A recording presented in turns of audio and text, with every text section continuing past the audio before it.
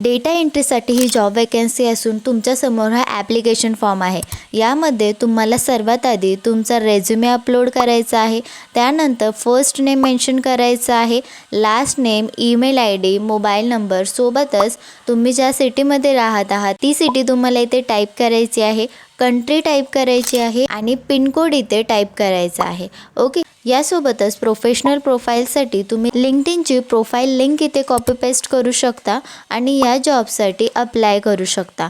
हो, अगदी बरोबर ऐकलत तुम्ही. डेटा एंट्रीसाठी ही जॉब वॅकन्सी आहे. आता आपण यासाठी डिटेलमध्ये जाणून घेऊयात. बट त्याआधी तुम्ही जर आपल्या युक्ती चॅनलवर नवीन असाल तर प्लीज आपल्या चॅनलला सबस्क्राईब करून घ्या. समवेअर या कंपनीतर्फे डेटा एंट्रीसाठी जॉब वॅकन्सी निघाली आहे. तुम्ही स्क्रीनवर पाहू शकता.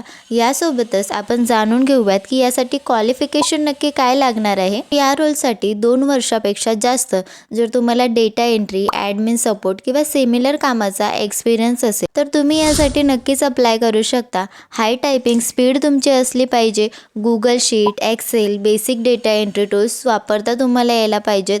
डिटेलमध्ये काम ॲक्युरेसी तुम्हाला करता आली पाहिजे.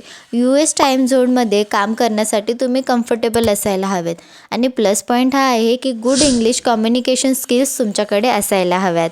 आता या जॉबमध्ये तुमच्या रिस्पॉन्सिबिलिटीज नक्की काय असणार आहेत तर सिस्टम, स्प्रेडशीट आणि डेटाबेसमध्ये डेटा एंटर तुम्हाला करायचा आहे. डेटा कंप्लीट आणि करेक्ट आहे का हे तुम्हाला चेक करायचं आहे.